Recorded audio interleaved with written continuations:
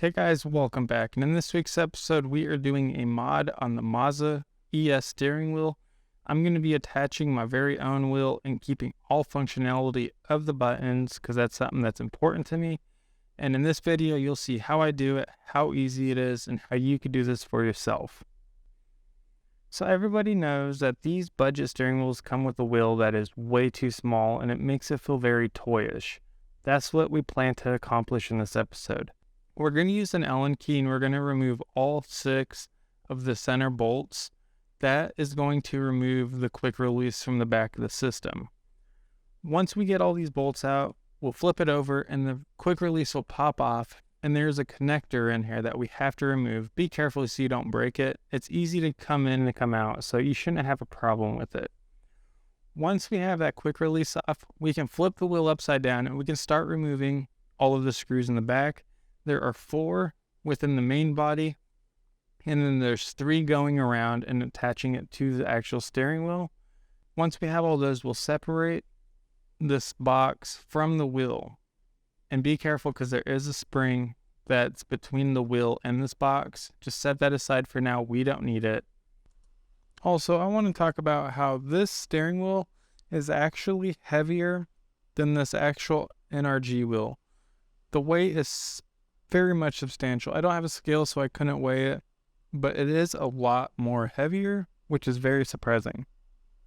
We're going to crack open the case because we already have the screws out of it, and there's going to be 4 springs that are for the shifting paddles, and then 2 springs on the buttons, I believe is how that works. I think that's what the springs are for.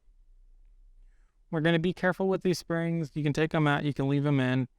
But what we need to do is we need to take out the 2 screws holding the main board, because I'm going to be using the adapter I used on my Logitech to fit the wheel. That's what I'm going to use on this one. But there's a couple things that we'll have to do because as this sits, there's a couple buttons that get in the way. It's going to be these 4 buttons that get in the way, and we need to solve this so that way they're not constantly being pressed. And for that, we are going to remove the motherboard, and we are going to take out the little plastic bits, like the little rubber contacts, because we are actually going to use the buttons as standoffs to hold this level. That way it can clear the LED bar for the shift light and stuff, and it's level. So once we get these pads out, these buttons will no longer work. We'll put it back together. We'll put the board back in. We'll make sure all the other buttons are working, like they're all situated. We'll make sure all the springs are there, and we will attach the 4 screws holding the 2 pieces together, and then you'll have this whole unit. And this is when it comes time to attach the adapter. We're going to use the bolts to attach the adapter, and we're going to have to plug the quick release back into the back. Once it's plugged in, we'll have to set it there so it's lined up. The bolts will go through the adapter, through the button box, through to the quick release. Be careful when you're doing this. Take your time. Don't put too much tension. I had no issues with it, but I don't want you to break your stuff. I'm not responsible if you do. I'm just saying, just be careful. Take your time with this kind of stuff. We are going to tighten all these bolts, and once we have this adapter on, the quick release is on, we are free to attach any wheel that we so desire. I have a deep dish and I have this NRG wheel.